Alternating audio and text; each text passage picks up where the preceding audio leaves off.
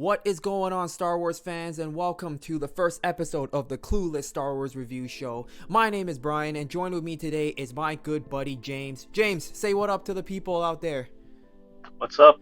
All right, and today, me and James are going to be talking about the season 2 finale of The Mandalorian, and we'll also be giving our season 2 review of The Mandalorian, the entire season review. But just before we start, just want to say, hope everybody had an incredible Christmas.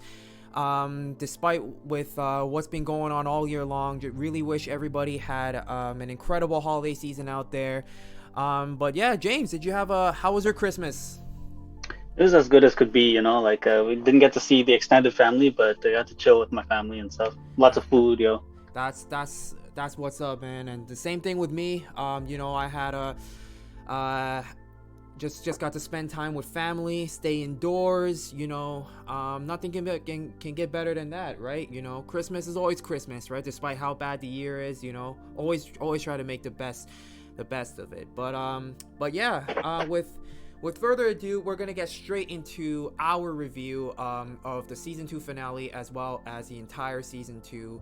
And just a disclaimer out there, this is just our thoughts and our opinions, so if anybody disagrees with anything we say, feel free to comment down below, and let's not and don't get at us too much. If we do it in a respectful manner. We can have different opinions, but still like Star Wars. Exactly.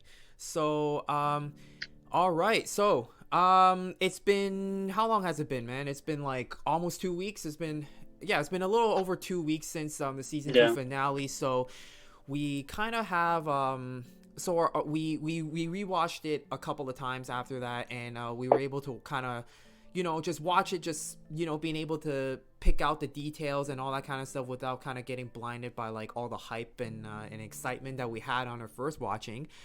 But yeah, James, so how did you feel about that episode? What was your immediate reaction, if you can remember? It was crazy. It was good. It was crazy. It was a great way to end the series.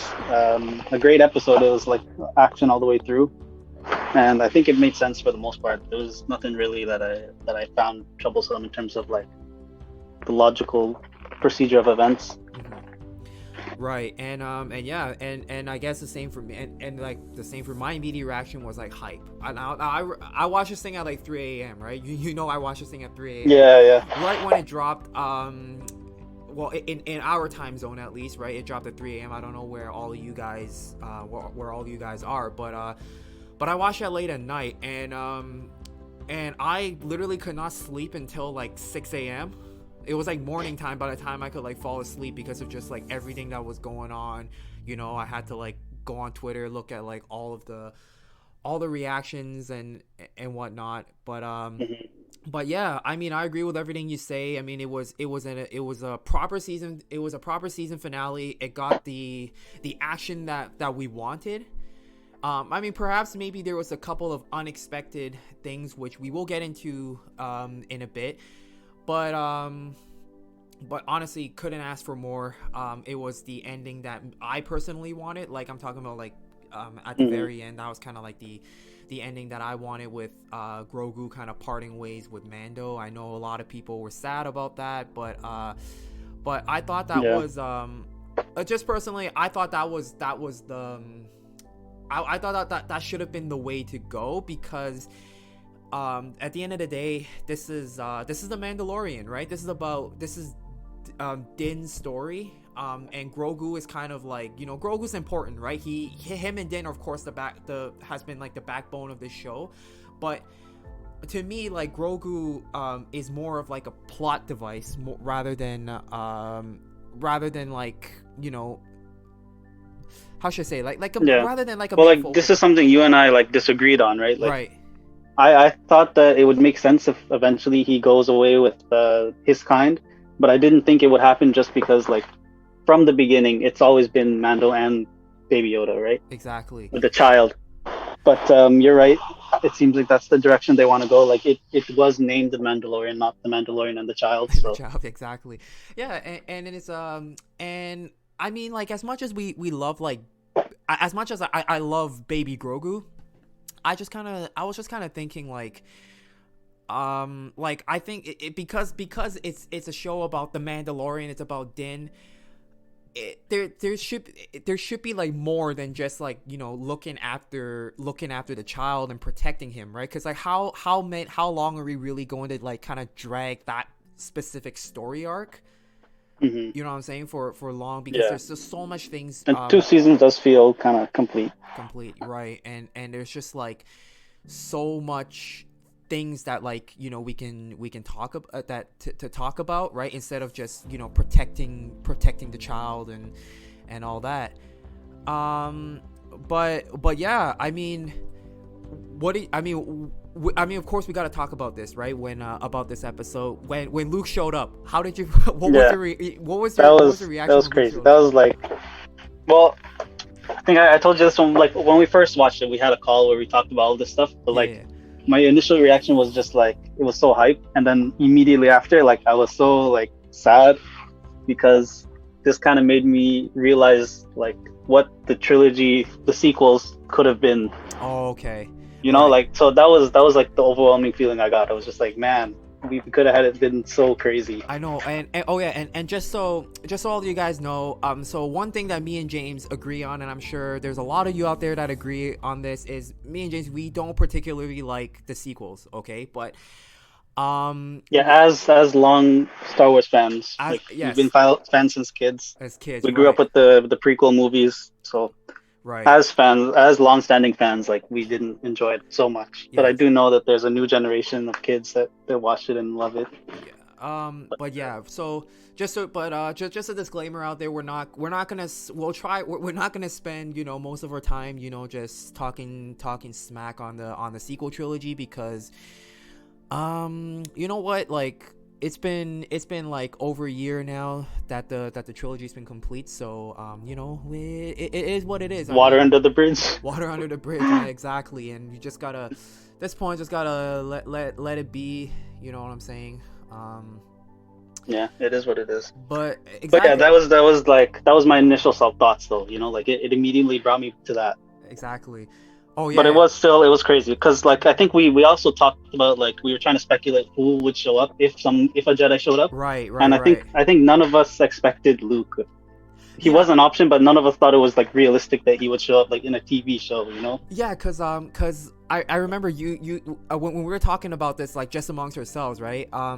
You mentioned something that was pretty valid on how, like, both of us didn't expect it was Luke, because we were both thinking in the context of the show, right? There was no leaks at the beginning that, you know, Luke Skywalker was going to be there. Like, obviously we knew Ahsoka was going to be in it. We knew Bo-Katan was going to be in it. We knew Boba, or was Boba a rumor? I don't remember. Was Boba ever confirmed? Do you remember?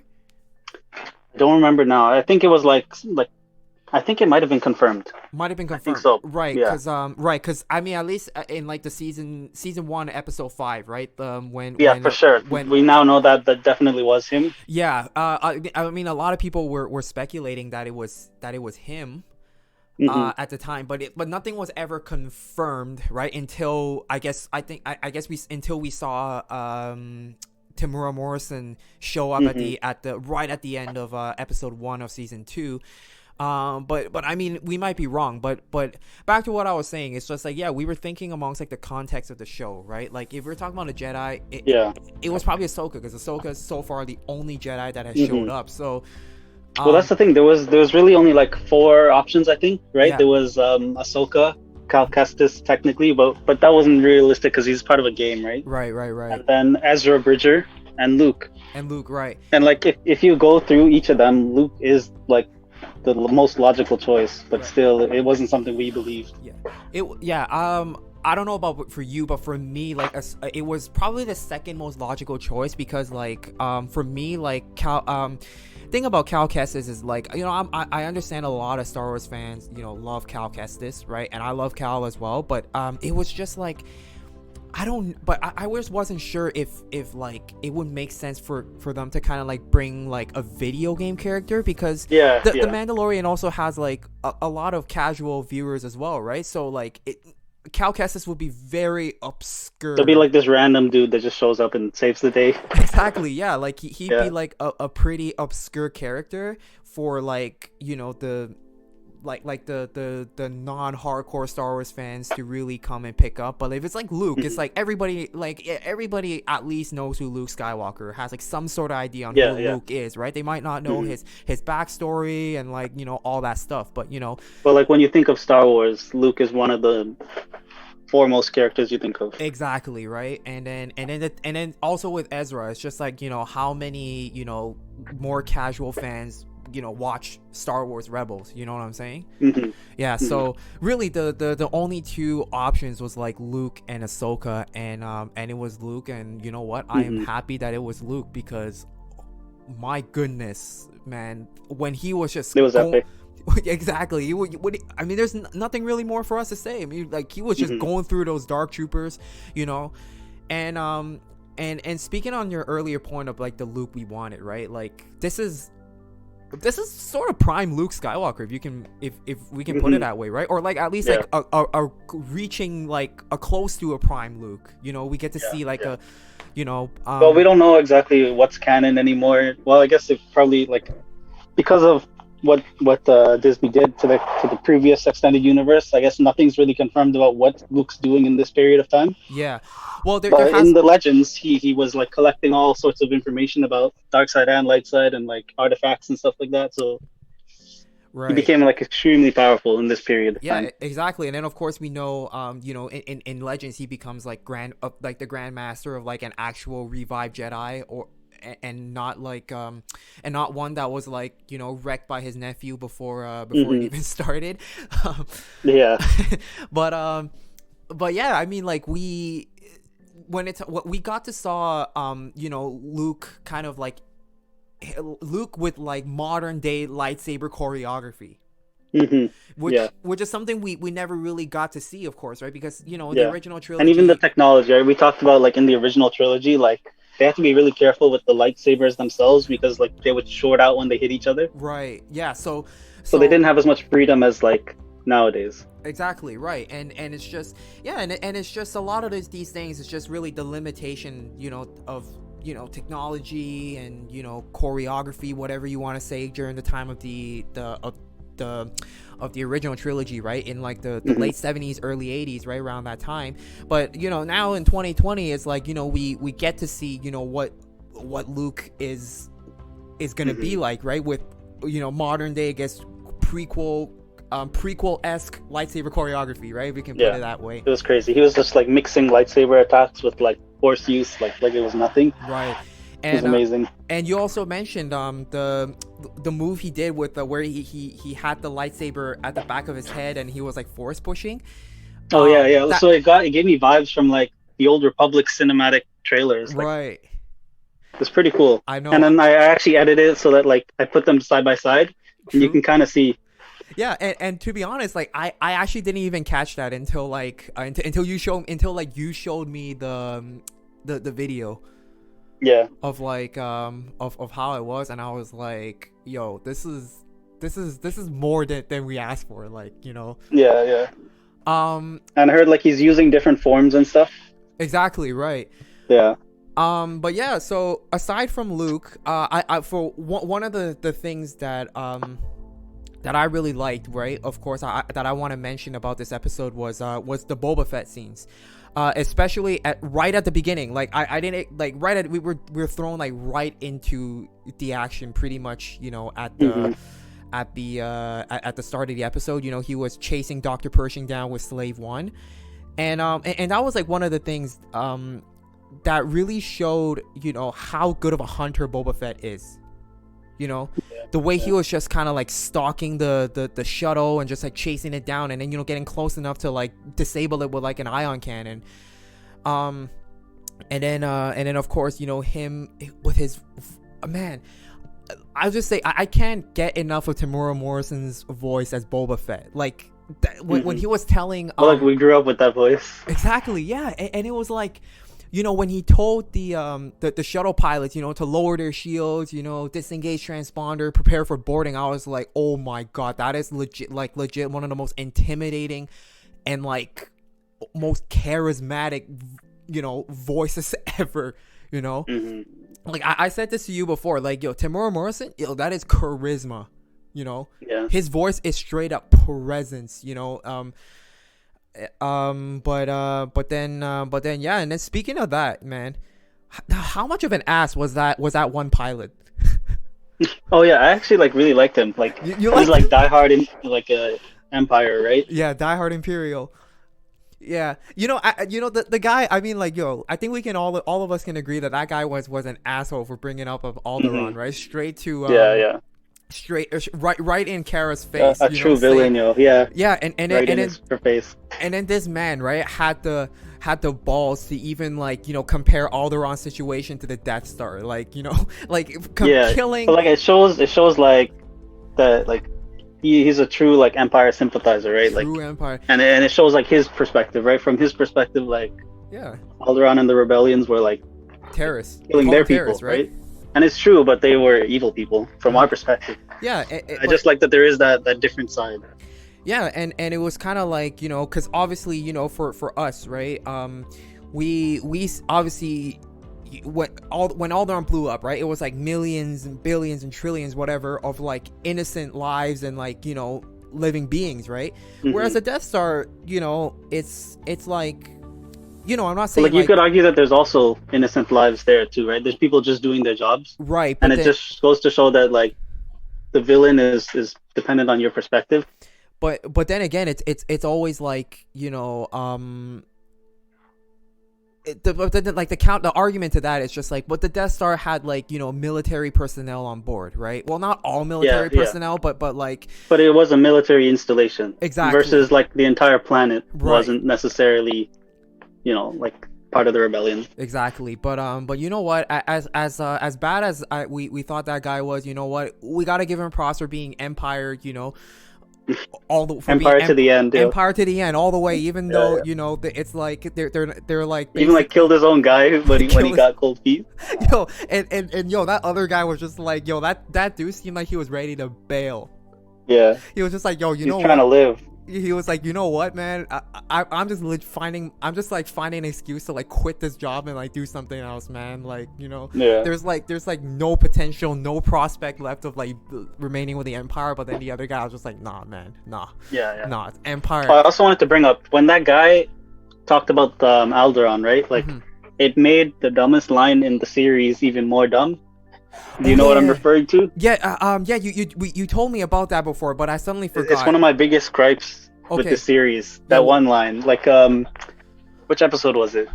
It was in this season. Mr. Kim. Mr. Kim. Oh yeah, Mr. By the way, what's his name? By the way, Paul Sung Hyung Lee. I think Paul Sung Hyung Lee. By the way, you guys don't know, so we call him Mr. Kim because the actor plays a character in a show called Kim's Convenience, and he plays. It's really funny. Yeah, it's a very very good show.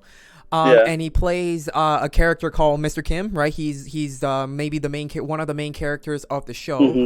Hence the name Kim's Convenience. His Mr. Kim store. But yeah, just so you know, we're gonna refer to him as Mr. Kim from here on out. All right. But yeah, go on. Yeah. So when he gives Cara Dune the what is it? The New Republic badge. Yeah. He asks her if she lost anyone in Alderaan. Oh yeah. Right? Yeah. And it's like the whole planet blew up. How could you not lose someone at least? Right, but it was just like a tone deaf statement to me. Yeah, but then again, I mean, it could have been like, her family. There's a good chance her family could have been off world at the time. But yeah, I'm with you on that. It's a very insensitive thing to ask. Like, a whole ass planet just got blown up, and then just ask if you lose anybody. I think it was just like I originally I thought that they had to put that in there to kind of give context to why Kara like hates the Empire so much. Yeah. Because I think in the first season, right, when we first see her, like, she's not interested in helping the Mandalorian until he mentions that the people that he wants to fight with are ex-Imperial. Yeah, Imperial. No, that was actually the second 7. Time. Yeah. When she asked, when he goes back for help. Yeah. She was kind of like, you know what? Yeah. Yeah. She says she doesn't, and then as soon as he says that, like, without hesitation, Imperial, and then she's just like, yo, I'm in, right? Yeah. So they needed to clarify or like give reason to why, Mm-hmm. and but like I thought that was it until this episode. Like they have this the pilot. He like literally says they blow up the planet. Right. So it's like, why did they need to have that conversation earlier in the season? Yeah. I mean, I guess it's just kind of like, give us another like more emotional moment, with Kara and all that, and all that kind of Yeah, I stuff, guess. but moving on. So another thing I actually wanted to hear your opinion about, right? Which this is about Boba again, right? So at the bar scene, right, when Boba encountered Bo-Katan. So for me personally, I really loved that confrontation. I loved it, right? But then when I would be like when I saw like the clip, the YouTube clip of that, right, one thing I noticed, right, was a lot of people got very I don't know, offended, defensive about like what Bo-Katan was saying to Boba. And then how like they were kind of upset that Boba didn't like kind of like wash the when he got into a fight with Sasha Banks, right? Casca Reeves, right? That's the name of her character, and how like Boba didn't like kick her ass.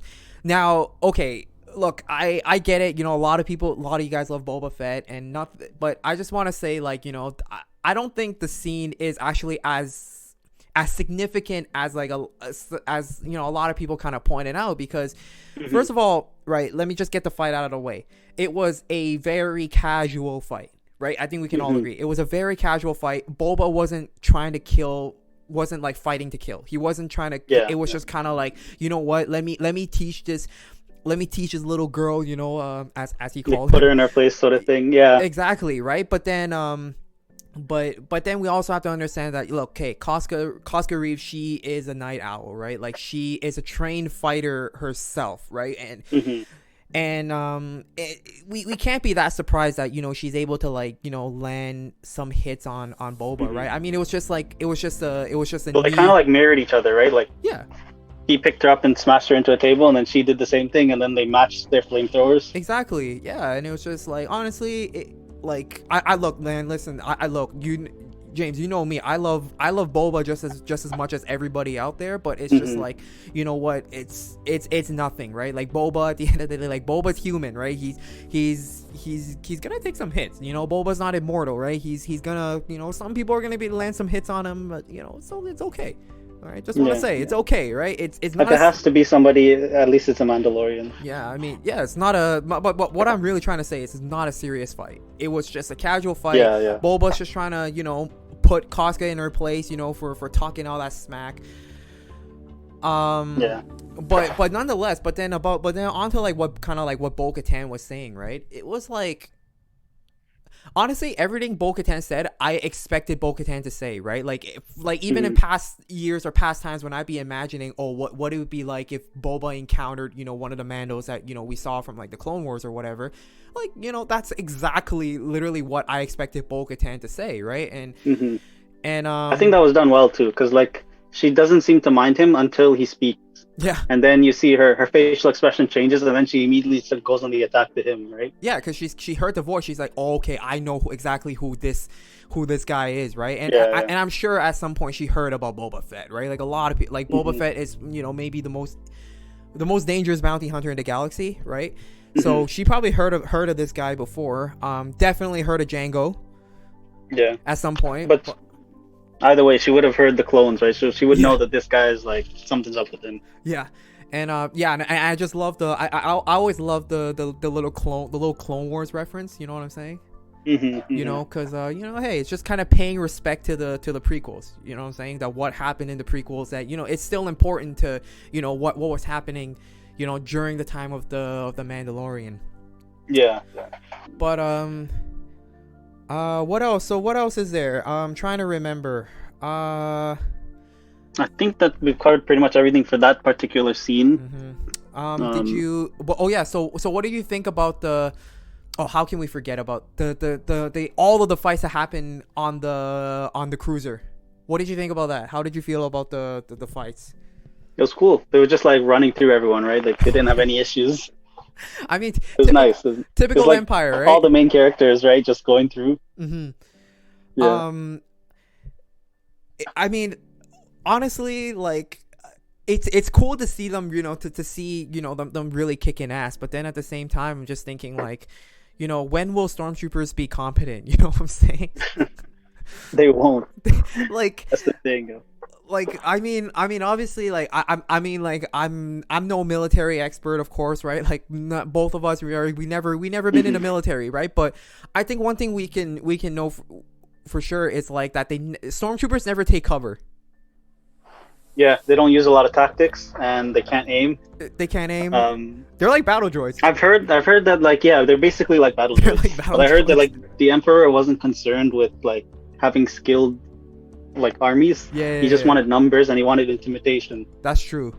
I mean, it works, right? I mean, like that's kind of like the And the whole- stormtroopers are still dangerous in numbers, right? Like when you have a lot of them, it can be a lot to deal with. Exactly, and that was kind of like the approach that the Separatists used, right? Was like the B1 battle droids, right? Was kind of like the most, they were programmed for like the most basic combat functions. But And they were programmed to do them poorly. exactly, but they had numbers, right? Because they were like cheap and easy to make, but because they were designed to like overwhelm clones and Jedi with numbers, right? And I guess that was kind of the thing with stormtroopers. But then they were going up against they're going up against 2 Mandalorians. They're going up against an assassin, as well as a former rebel soldier. So so yeah, they're definitely gonna do some damage. And of course, Din was just kind of sneaking his way through. Yeah, while that party took the bridge, he went back to where the child is being held. Yeah. And then of course, right, we can't go, we gotta go to the fights that Din had with the Dark Troopers, right? Oh yeah. And he thought he was gonna get by clean, and then one of them slipped through, kind of like Terminator-esque, slipping through. Yeah. And then of course we knew that like the blasters couldn't. We knew the blasters couldn't really do anything. That he had to use the Beskar spear. Yeah, but also like this fight scene really showed how strong Beskar is, right? Exactly. Like, yep. At one point, he was pinned against the wall, and the Dark Trooper was just punching him repeatedly in the face. In the face, and then his head started bending the ship instead of bending, like the helmet didn't bend, the ship bent around him. Yeah, and then like the afterwards, right? And then at the end when he take off his helmet, he had like no cuts and bruises after taking all of those hits. He was like untouched. Like man, Beskar it really is something, Yeah, that's crazy. I would love to have my car made out of Beskar if Beskar was a real thing. You know what I'm saying? Yeah. It's just like, you don't have to worry about accidents because like, even if people hit you, it's only their car that's going to be messed up, not yours. Yeah. Well, you would want a crumple zone still, or else you'll go flying through your car. That's true. Yeah, that's true. It's got to absorb. But I know what you mean. Like you want like a layer on the outside so it doesn't get scratches and stuff. Exactly. Yeah. And then the whole Moff Gideon fight. What did you think about that? That was good. I didn't like the initial hit that he did, like his sneak attack, right? Like, oh yeah, why did he do it that way? It seemed a little sloppy, but you can make an argument that Moff is not like a fighter, right? Like Moff Gideon's not trained to that extent, right? So he and maybe he didn't even know that the jetpack that Mando had was made of Beskar. Yeah, and like he goes for a slash across his back, and then it doesn't do anything. And you know what? Now that you kind of like mentioned that, right? So when I rewatched that scene, right, one thing I actually kind of noticed, right, I don't, now I might be wrong, right, my eyes might be messing with me, but when he ignited the Darksaber for the sneak attack, I think I saw Din kind of like move, like reposition himself so that he blocks his rear with the jetpack.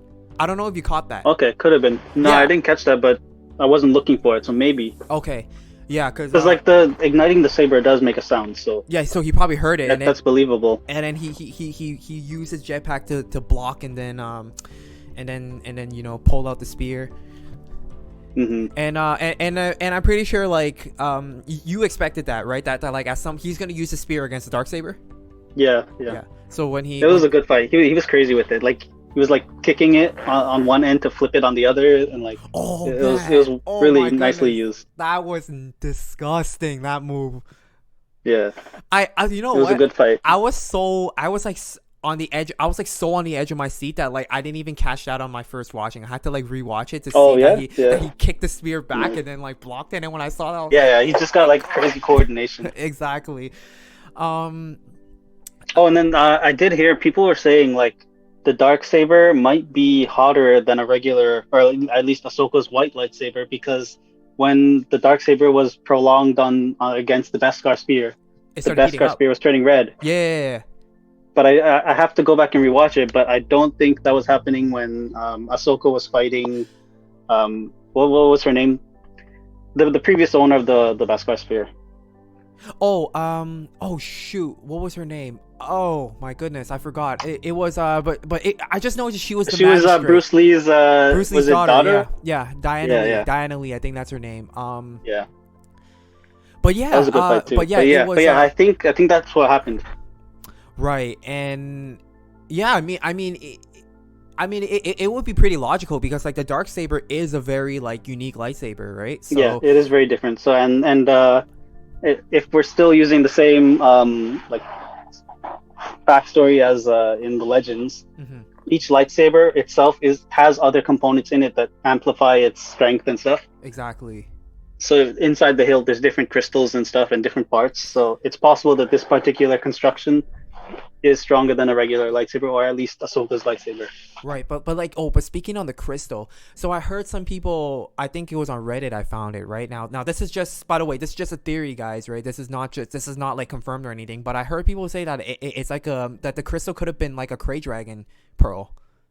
Like made from a Krayt Dragon pearl, because because remember how we saw like, you know, how the pearl looked, right, when the Tuskens found it in Well, like, episode so 1? yeah, that's from Knights of the Old Republic 1. Yeah, So they do it is a thing. You can put the Krayt Dragon Pearl inside a lightsaber hilt to make it stronger. yeah, and I think one So of it's possible that it has something like that. right, and one of the points that people pointed out, right, was the texture of the dark saber is kind of similar to like the texture of the Krayt Dragon pearl, which we saw, you know, in episode 1 of season 2. Mm-hmm. So that's why people thinking like it could have been a Krayt Dragon pearl, and you know what, I wouldn't be It surprised could if be. if they yeah if But they, if they confirmed like it would have to be in addition to the Kyber crystal, right? Because the Krayt Dragon Pearl isn't itself like a Kyber crystal or a variant of it. Oh, true. It's a Okay, completely okay. different item that enhances the Kyber crystal's properties. Oh, okay. So it's probably still like maybe But again, like a that's black like crystal plus. technically that's Legends now. Oh, that's legend. Right, Oh, so right. we don't know for sure. We don't. Yeah, right. Because at this point we, you know, 'Cause unless Disney did their own confirms Thanos it, snap. yeah, unless Disney confirms it, you know, nothing from Legends is considered canon, right?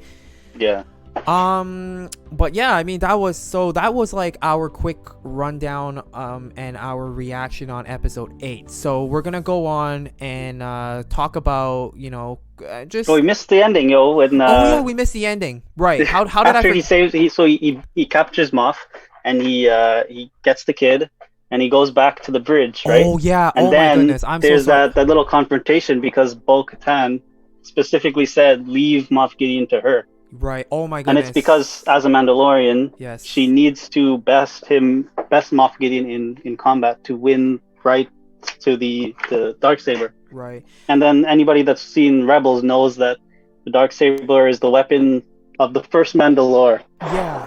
And so it's like owning it gives you right to be the next Mandalore. Right. So, but yeah. So my apologies, guys. I had completely forgot about that. So thank you, James, for reminding me to talk about. Well, if we that. did start talking about, like we started this episode talking about Luke, so maybe that's why. Yeah, it was kind of all over the place, but Yeah. but yeah. I mean, yeah. Thanks for reminding me. That was a pretty about big that. moment. Yeah. Yes. How can I forget? That was a huge moment, right? That caused a lot of people to talk about, right? Because Yeah. Like maybe this might be the focus or a big plot point of the next season. yeah, I wouldn't even say maybe. I would say I'm very sure that it's gonna be a big talking point, right? Because season 3, it I has think, to be resolved somehow. yeah, def 100%. Like they're gonna go into like a lot of like the Mandalore stuff, I think, in season 3. But but you know what? We're gonna talk about that.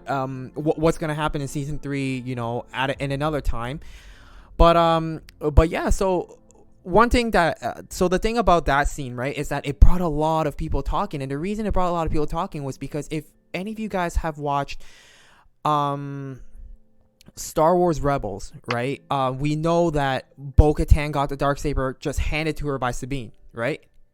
Yes, yeah. And And then so until why would she accept it first and then reject it later when another Mandalorian was giving it to her? exactly, That's the big question. yeah, it was literally kind of like very similar to how Sabine handed over to Bo-Katan. Sabine was just like, I think Bo-Katan is a better, more suited to be ruler. So hey, the sword goes to her. Hmm. But then here, I did see there were two theories I heard about. Mhm. Like one was maybe it was okay to accept it from another Mandalorian, like a blood Mandalorian versus a foundling. Which I don't Oh, really know that I really like that theory so much. I don't really okay, believe that. okay, But then the other theory was that Sabine didn't win the Darksaber through combat, right? right, right, right. Or I guess she did beat Fen. Was it Fen Rao? No, so yeah, so when we were talking about this, Not no, I Fen gotta Rao. say not Fen Rouse, Gar Saxon. I was Gar like, how did Saxon. I always confuse Gar those two for some Saxon. reason. Yeah, I know. Yeah. But Oh yeah, no, go she on. doesn't. She finds it. She finds it, right? Yeah, she finds it. Yeah, because Maul had it. Remember, Maul had it the He put entire it in the time night in the Night Mother, right? Mother on Dathomir, right? talisman. Was Yeah. that on Dathomir? Did they visit? Yeah, it was that was in Dathomir. when Yeah, when they did. when Maul showed. Okay, yeah. So she finds it in a secret cave. So she didn't win it by combat. So it's not rightfully hers. Although she could have, nobody would have objected to her having it, but Yeah. she could freely give it away because she didn't earn it. Hmm. Whereas Mando definitely won it in combat. Right, but if we're gonna get real technical about this, right? Since Maul was the last person that had it, Or rightfully had it. that rightfully had it, right? Because he beat he beat Pre Vizsla and killed him, so he had the saber. And then the next person that bested him in combat was Obi-Wan, so that's sort of technically belonged. If we're gonna get technical, Obi-Wan is the rightful ruler. if Obi-Wan should have been the next rightful owner of the Darksaber. And then it would have been passed on to Vader because Vader killed Obi-Wan. Oh, true. Right? Oh man. Technically, he did. Yeah, because we're being super technical right now, but man. And then Emperor Palpatine killed Vader indirectly. Or did Vader choose to die? I think he chose to die, right? Or yeah, I mean, yeah, we can put it that way. But oh, by the way, how cool would Vader be with a Darksaber? Just saying. Vader with that would be crazy. Oh, my goodness. But yeah, so then would Palpatine, because Palpatine didn't. Yeah, I guess so. Palpatine would have been Palpatine's. But then never mind, no, because it was Palpatine killed him from the grave, right? Because by that point, Vader had already killed him. Yeah, so Vader got it back. So Vader got it back. And then yeah, it would have been Vader's to keep. Yeah, so he took it to the grave. Yeah, but hey, But I think it's more so you have to be in the possession of it, right? Yeah, and lose. I guess, but hey, you know what? According to official canon, Palpatine is still alive at this point, right? And so technically, you know, I guess, yeah, it's Palpatine's. But hey, anyways, technical aside, but yeah, I mean, I honestly hope, and I'm pretty sure they will. They're gonna address that whole situation. You know, about the whole Darksaber thing. And you know what? I honestly wouldn't even be surprised if Bo-Katan doesn't get the saber back. If Din in season 3 proves that the saber belongs to him. Yeah. Because why That'd be not? A cool twist. Yeah, because in Legends, Boba Fett is the next Mandalore, really. Yeah. But in Rebels, they do establish that Bo-Katan is she feels entitled to be the next Mandalore. Exactly, yeah, which is I mean, and I even hear some people say that Mandalore got destroyed because of her too, but you know, we're not gonna get, but yeah, I'm not gonna get too much into that. But going back to Din, I think, you know what, I wouldn't, how should I say this, I feel they would actually give, Dave Filoni would actually give the Darksaber to Din, because think about this, right? Din is probably not probably, he's the first actual titular character that's a Mandalorian, right? He's like the titular Mandalorian Yeah. character. So That'd be cool. So I And mean, then the show is called The Mandalorian, right? pretty much, yeah. We all know what the Darksaber means. He is to the Mandalorian. Exactly. It makes sense to give it to him, right? Simply Yeah. because, like, I wouldn't be mad if he ended up being the next Mandalore. yeah, the real world logic of why he probably would end up with a saber is because he is, like, you know, the main. He's probably like the only Mandalorian character that's like a main character of, like, you know, any Star Wars project. Mm-hmm. For him to have so it makes sense for him to get the Darksaber. But I agree that in the next season they will address it in some way. Like, maybe Bo-Katan is gonna, like, antagonize him, and they're gonna have a fight, and maybe, like, Mando wins the fight. Yeah, Mando wins. That'll be crazy. Yeah, and then Mando wins and he becomes the ruler of Mandalore. Wouldn't that be cool? Yeah. Wouldn't That's that some season finale stuff. Exactly, man. And that's our predictions. Yeah. that's for later, but, like, that's for, like, basically that's for another video, but yeah. But yeah, after that, and then but then yeah, it's just I'm just gonna go quickly back to, like, the Luke scene, right? Mm-hmm. Well, yeah. So then after they have that little confrontation, it gets interrupted, and so it doesn't get a resolution because they get reports that the Dark Troopers are returning, which, like, of course they would, because they already established that the Dark Troopers are no longer human. Yeah. It's all robot. This is version 3. Compared to in version 1 and version 2, which we saw in Star Wars Dark Forces. Yeah. Which we beat recently. Through lots of trial and effort. Painfully so. Yeah. It's an old game, but I recommend you experience it at least. Yes, if you're a diehard Star Wars fan. Yes, definitely give it a try. If you have a PC, did you buy it on Steam? Yeah. Okay, but any PC can run it nowadays. Okay. Any modern computer, like, it's not intensive. Mm-hmm. But yeah, it's just a quick side note. If you guys have, like, a PC, definitely give that game a try. I mean, it's an old game, but it's fun in its own way. It's fun in its own way. If you're a Star Wars fan, it's fun. Yes, if you're a Star Wars fan, and but yeah, so getting back to Luke, right? Mm-hmm. So when the Darksaber, not the Darksabers, I mean, when the Dark Troopers, right, started punching the door, we pretty much knew that, you know, we with the amount of Dark Troopers there was, that they were they were done. They were screwed. There was no way. When I was first watching it, like, I wasn't exactly sure what their plan is at that point. Mm-hmm. And then we saw the one lone X-wing come in. I thought it was Mr. Kim. It was Mr. Kim. By the way, guys, how hilarious would that be if Mr. Kim just showed up, pulls out a dual wields 2 blasters, and just shoots his way 2 Dark Troopers? That would be hilarious. That would be crazy. I would definitely see that, but I would have sooner believed that than that it would have been Luke. Yes. See, guys, that's how crazy of a twist it was. That's how crazy of a twist it was that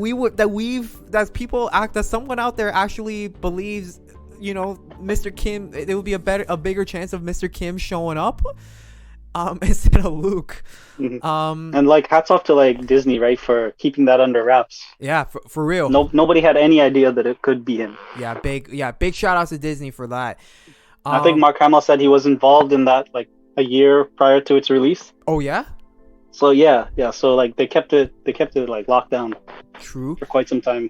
Right. But then they did the same thing with Grogu, right? Like, when we first watched the first season, we never knew there was a Baby Yoda in it until the first episode. Oh yeah, you're right. See, like, that was the greatest kept secret. I see. I had completely forgotten about that until, like, you mentioned it, because it's been that long. Like, Grogu has been such a big part of the show that I forgot that, like, we had no idea there was a Baby Yoda. You know. Yeah. But yeah. Anyway, so back to the Luke scene. So when when the music changed, right? When I gotta talk about the music. When the choir showed up, right? It was literally like divine intervention, because that at that very moment, right, on the bridge, it was kind of like that was what needed. The only thing that can save them. It was a hopeless situation. It was the only thing that can save them was a divine intervention. And then with the choir and the music, it was literally like, you know, God descended and saved our characters, you know. and just like, and I love and I don't know if that was like the intention when they were like, making the soundtrack, but at least how I saw it was, they tried to, make Luke as this kind of like godlike divine being that's like, unkillable, because we saw, what those dark troopers did to Mando, and then Luke just come in here and just like, it took so much effort for Mando to kill just one, and then Luke's just like, and Luke is slicing through them like butter, Exactly, just telling. And then he doesn't even need the lightsaber; he'll just use like droid, like crush on him, on the droids and stuff. And at one point, I think he just flew. He did force push, and one's head fell off. Oh yeah, no, he force pushed the head on, and it hit the head of another. Oh, yeah. And then it was kind of like a broken neck kind of thing, right? It's somebody like threw like a big rock and it just like snaps their neck, right? That was kind of what it was. That like one throw of that head, like just saw how powerful that throw was, that it just completely snapped the circuits. Yeah, and died. It was crazy. Yeah, and then of course we can't not talk about Moff Gideon's reaction. Yeah. What? So. Is that where he tries to kill the kid? No, that was before. There's a little something... before. Oh, okay. When Bo-Katan was like, "It's a Jedi." Oh, you're right. And then Moff Gideon looked like he so he shot himself. Did he kill Koska Reeves? No, nobody died. So he actually shot Bo-Katan. Because we never see her again. Oh, he shot Bo-Katan? Yeah, we do see her. When they were parting ways, right? When there was like a shot of a front shot of Din, and then like everybody at the back. Oh, okay, they were she both was standing, there, so she was okay. Yeah. Because he shot up somebody and then they just dropped. Yeah, the and then he tried to kill the kid. Yeah. But yeah, it's Beskar, so. And then he tried to commit suicide, he tried to kill himself, and then Kara got him with that Black Panther move, just, like block him. And you know what? I'm surprised. Moff's neck didn't snap. Like, you know how like Kara hit his neck, it just hit him in the chin, like, as his head was like, looking up. Yeah. I was like, yo, how did he not like snap anything with that hit? I mean, that's a pretty big blaster that she was holding. Yeah. It just knocked him out cold. But yeah, I mean, it just shows his fear, right? Like he wasn't afraid of anything.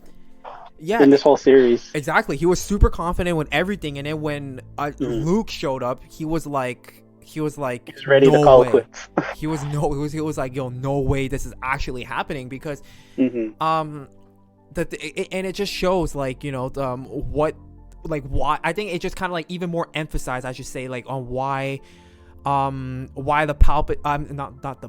Empire was like basically hunting Jedi down, because we know like what one like Jedi can do. One true Jedi can do. Like, you're talking about, this is against like phase 3 dark troopers. Imagine what like a whole bunch of Jedi can do against stormtroopers.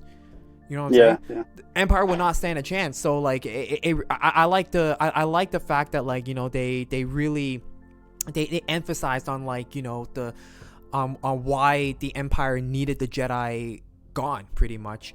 Well, aside from the fact that, of course, Palpatine is a Sith, right? And, there's some like it's an age-old beef.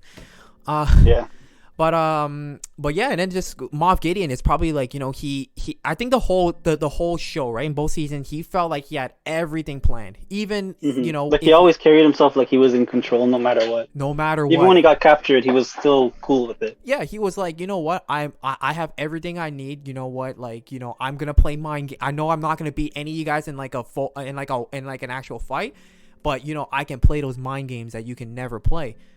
And then lo and behold, little did he know, a Jedi showed up, and he's like, oh crap. No, but not just any Jedi, right? It was Luke, the one that like Skywalker. single-handedly destroyed the Empire. Yeah, pretty much. And but yeah, speaking of that, did you think Moff Gideon had an idea that it was Luke Skywalker when Bo-Katan was like, "Is a Jedi"? Do you think like the first he was thinking was just like, could it be that Jedi? I feel like the moment he tried to kill himself was the moment it clicked that it was Luke, right? That's my opinion, yeah. Okay. Yeah, because it makes sense, because he has to be. I mean, Luke is like, he probably knew it was a Jedi, but then he didn't know which one. And when he found out which Jedi specifically, that's when he was like, oh crap, it's Skywalker. Yeah. Yeah. He wasn't ready to deal with that. And then of course we saw Kara at the end smile a little bit, right, when he saw Luke, because and this is just, you know, my opinion as well. I think she knew who Luke Skywalker was. Like, she had to know if she was part of the rebellion. Exactly. Right? Like, she's there's probably no way. smiling like, yo, it's actually him. Like, you know, it's Luke Skywalker, hero of the rebellion, you know? I still feel like he should have had intergalactic like infamy, right? I feel like everybody in that room should have known who he was. Yeah. But well, it maybe didn't not really Din. act like it. Din was shut off, right? He was like the whole Children of the Watch, like they were like pretty cut off from, like, you know, the rest of the world, I rest guess. of the galaxy. So Yeah. and But that was, like, I guess one thing I could say about that scene that could have been improved. But yeah, and it's I'm pretty fine. sure Bo-Katan knew, right? Like, I feel like she would have, but Yeah. but maybe not. Maybe they were just so concerned with the affairs of Mandalore, right? yeah, and well, I know for a fact that she was definitely surprised. Like, she was like, holy shit, I cannot believe we're actually seeing a Jedi. You know, because like the last Jedi she saw was Ezra and Kanan, I believe, right? And then of course, Well, I guess she might have had communications with Ahsoka, right? oh yeah, and Ahsoka, The fact that she knows where Ahsoka is at any given time seems to suggest that they do work together. Right. So yeah. Sorry, I forgot about Ahsoka, but like, yeah. So like the only Jedi that, you know, that she probably knew at that point that was still that she was, like, you know, Ahsoka, Ezra, and Kanan. And then, you know, spoiler alert for all of you who haven't watched Rebels and are planning to watch Rebels. Yep. Pause now. Yes, we you know, Kanan unfortunately is no longer alive by the time of episode 8, and Ezra is still missing, right? We don't know where he is. So there's only been like a handful of Jedi that she saw, and Ezra at that point, we can't really say that he was like a full on, like, you know, Jedi yet. Like, he wasn't like, you know, a Jedi like the prime Jedi that Bo-Katan encountered during like the Clone Wars and whatnot. Yeah. So, He was still an apprentice yeah, exactly. So like at that point, or a Padawan. yeah, Bo-Katan, probably the only Jedi Bo-Katan knew was like Ahsoka, and then, like, you know, she was like, yo, like, there's another one out there, you know. And but yeah, and then like just to wrap up on our season finale review / discussion, we have to talk about that end scene. The part Grogu and Din parting ways. No, not there yet. Not there yet. But we're gonna talk about the parting. That was probably that was a crazy scene with Baby Yoda, Grogu. Right. He's Baby Yoda to me. Did you cry? I know a lot of people cried. Not when they were parting. Okay. It was probably a little emotional when Luke came out, but okay, yeah. It was sad when they were parting, but like I don't know. Yes, I'm sorry, guys. Yes, we're heartless. We're two heartless people. We didn't cry when No, like I was sad for them, but like I don't know. It wasn't like a tragic event, you know. It was sad, but it wasn't tragic because it was like he was Mando was accomplishing his task and taking care of the child. Yeah. And then more than that, like the fact that the last thing he says to the child is like, we'll see each other again, and don't be afraid. Don't be afraid. It was like the perfect last words. Perfect way to part ways. Yeah, because that was one of the things that Ahsoka said was holding back the child from like being able to be trained. Exactly. He was a very fearful being, and he would be because he was extremely traumatized, right? Yeah, and yeah, exactly. You know, I agree, and then it's also like, you know, I guess you can say it was the ending I wanted. You know what I'm saying? Like, okay, this might be an unpopular opinion, but like I mentioned like way earlier in this video, I wanted Grogu and Din to part ways, right? Mm-hmm. Because when I looked at it, I feel like, you know,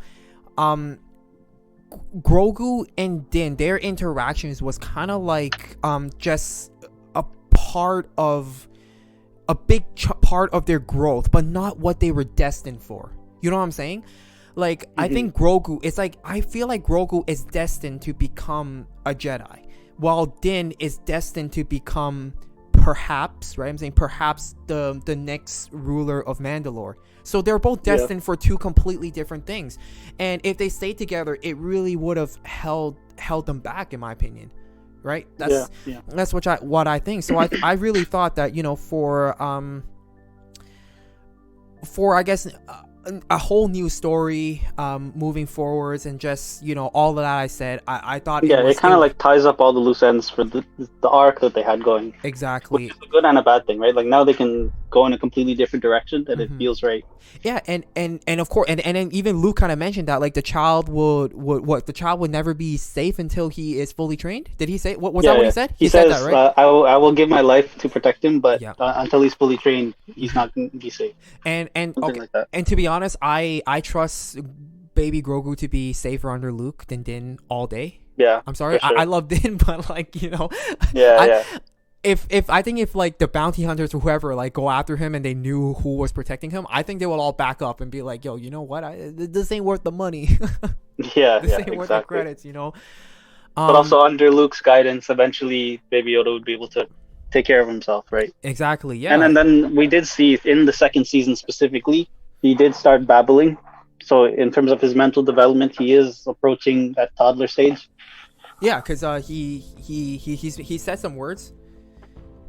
I don't know if he fully spoke, but he was trying to speak. I think Yeah. in was it the second episode with the spider and the frog lady? Yeah, he was Yeah. he He was tries to tell Mando that the lady's gone, the yeah, frog lady. he was like mumbling some kind of words. I mean, I don't know if Yeah. this is like I mean, it could be a native, I mean, Like his native tongue. a native tongue, but I mean, he was raised at the temple since it was, like, you know, a little baby, since he was like a little Oh, baby. true. So I mean, his native tongue would be Galactic Basic. Galactic Basic, right? Or in other words, English, right? I mean, in Star Wars, since there's no English, there's no England in Star Wars, right? It's called Galactic Basic, right?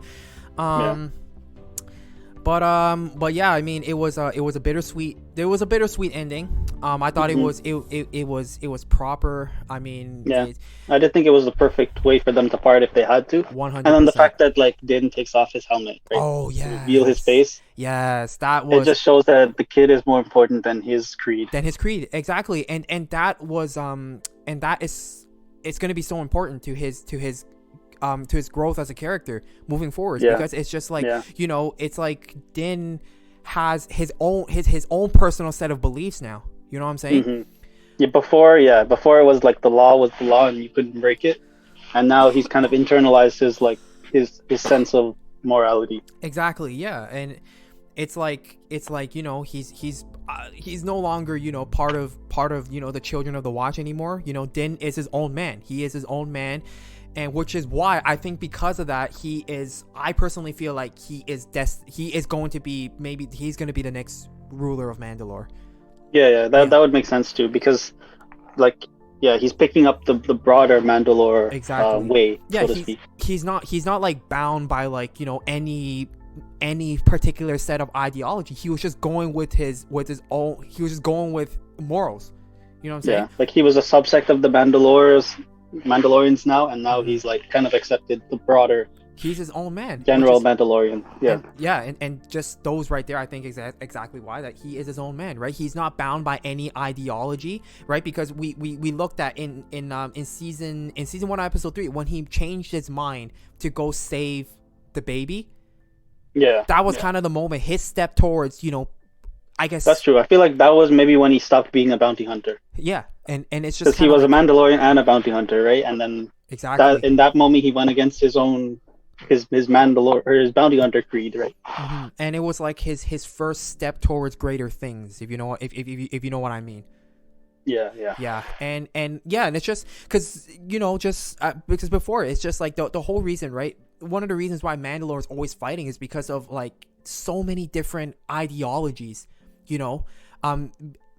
It's just like nobody can really find one agreement on, like, how Mandalore should be, right? You have obviously Satine, who came in with a pacifist ideology, and then, you know, you had guys like Death Watch who didn't like that, you know.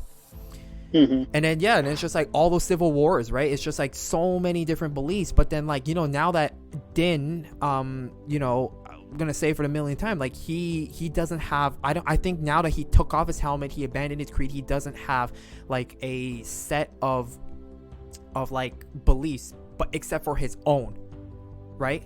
Mm-hmm. And, you know, of course, since it's his own, he can always, you know, change or adapt or whatever. So, you know, when he brings all the people together, you know, he probably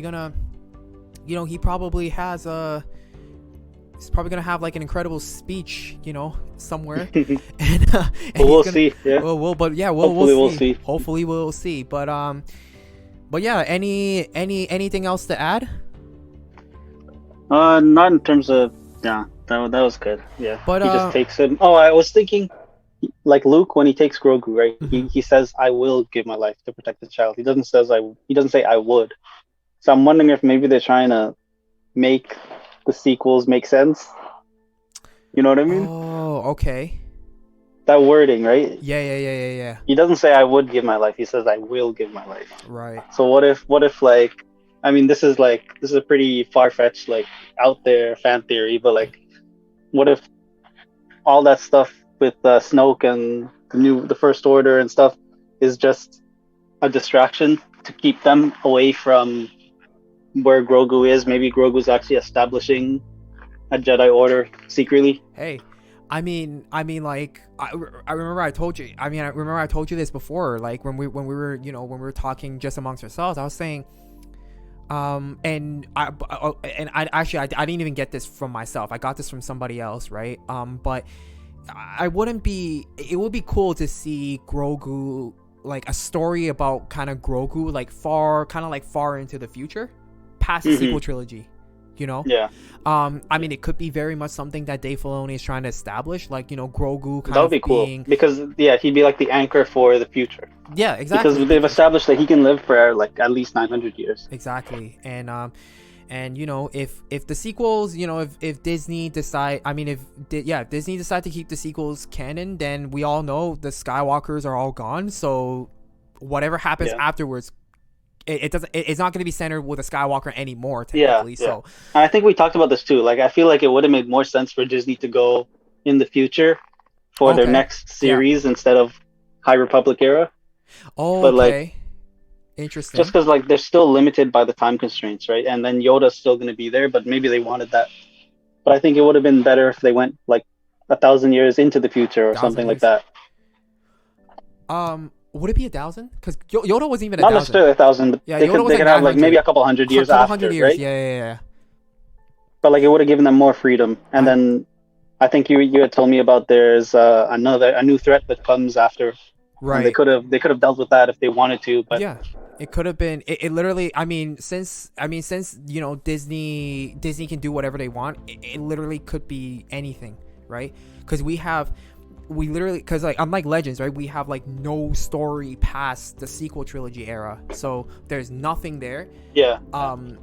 So yeah, I mean, it could very well be anything, and the highest possibility is that it's going to be centered around Grogu. Yeah, that'll be smart, I think.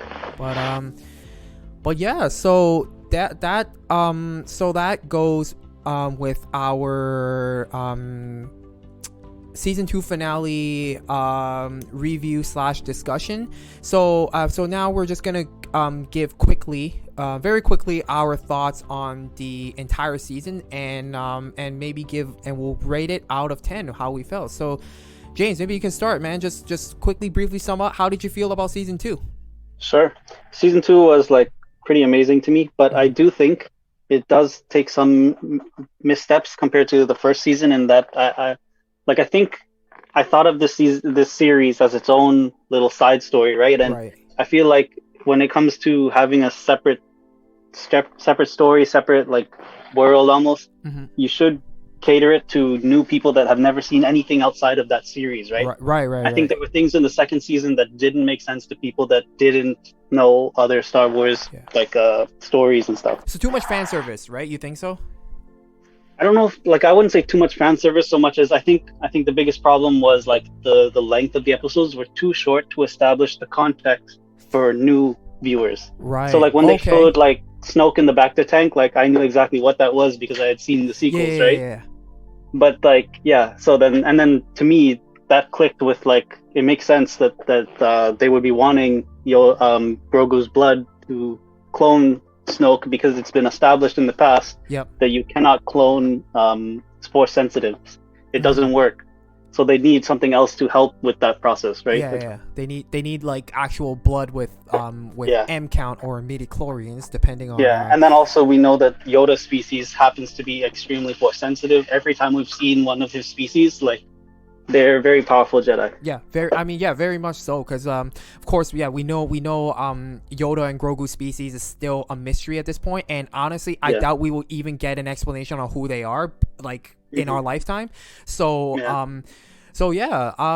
but But I just think that, like, somebody that never saw anything else in Star Wars, right? Like, yeah, it this could is be not confusing. this is not necessarily branded as a Star Wars show. It's called The Mandalorian, right? Mandalorian, Not right? like Star Wars The Mandalorian. Yeah. So I think that is a problem. But Okay. as somebody that knows all those stories and stuff, like, I enjoyed it. I Okay. enjoyed every bit of it. Yeah, no, those are very fair points, I think.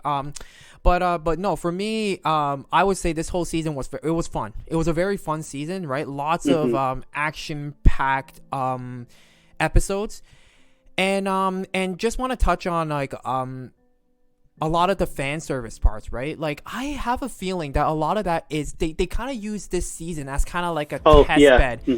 This whole season is a launching point for their own MCU. Yeah, their own. Yeah, exactly. Which was of course revealed in the investors meeting, right? Along with, of course, the MCU, with all of the upcoming projects. And because when we saw live action Bo-Katan, we saw live action Ahsoka. When we saw, like, and then of course, gotta give a quick shout to Cobb Vanth, who was actually one of the characters from the Aftermath novels, right? I don't know if you heard of those. Have you heard about those novels? Okay. Yeah, I know about them. I think I bought the trilogy for my sister once. Right. But I never read it myself.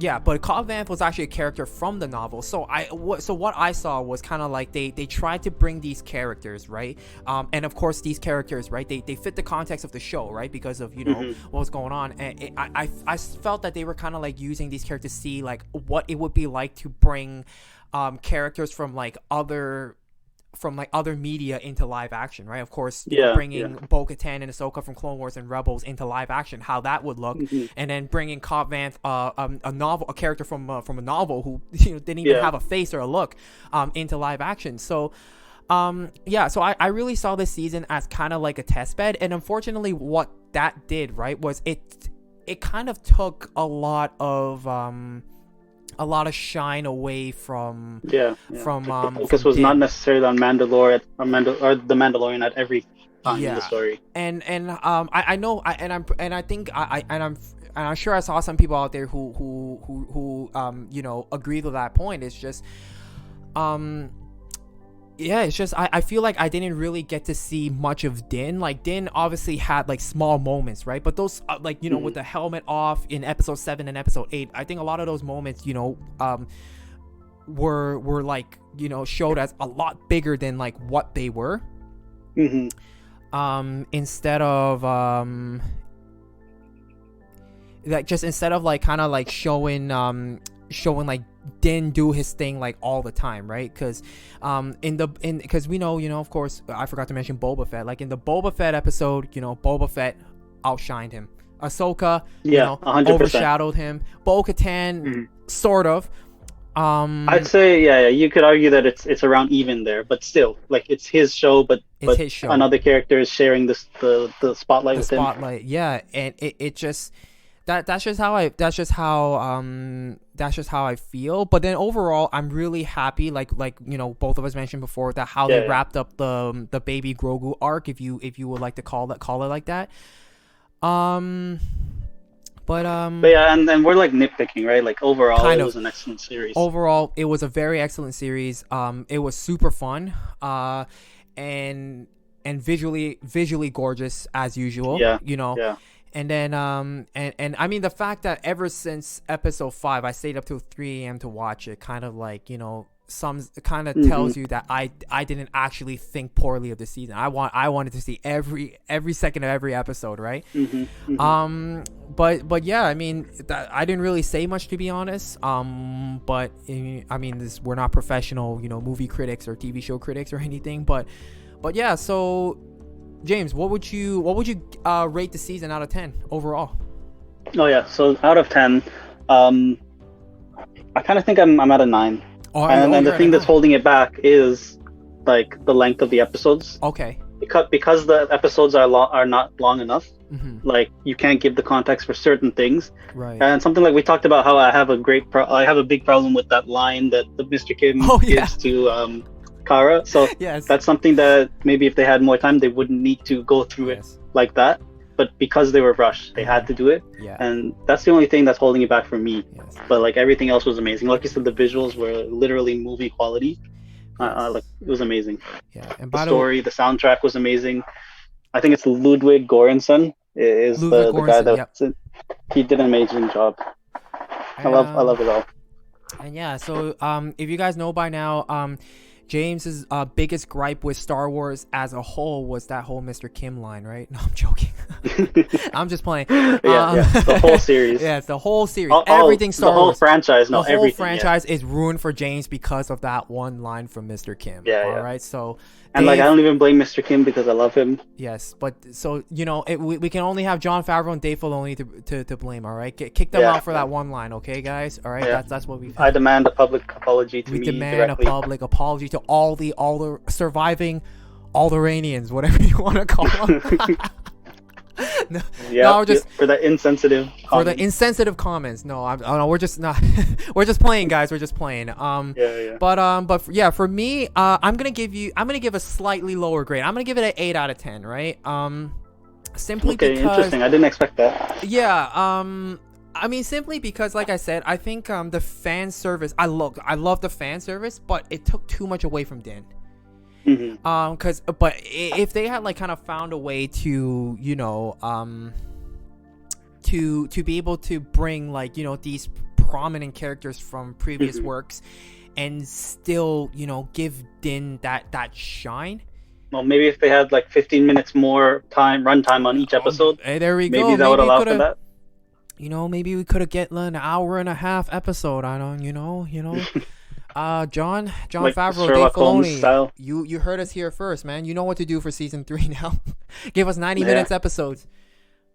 Yep. Give us 2-hour long episodes. Give us 8 movies every week. Yeah, give us 8 movies. Give us 8 movies every week. We'll take it. But yeah, so anything else you would like to add? No, I think we've talked a lot about this in quite depth now, so yeah, I think that's all that we had to say right now. You have to say cool. But yeah, so there we have it, guys. There goes our review / our thoughts and reaction on episode 8 of season 2 of The Mandalorian, as well as the briefly on the entire season. So if you guys, like I said earlier, if you guys have anything that you agree or disagree with, feel free to let us know in the comment section below. And if you guys enjoyed this video, please give it a like and subscribe. And hope everybody has a wonderful day, and hope everybody has an incredible 2021, because that's what me and James are hoping for as well. So we hope all of you guys out there has an incredible 2021 after such a terrible 2020. So all right, guys. So yeah, that does it for us. All right, peace.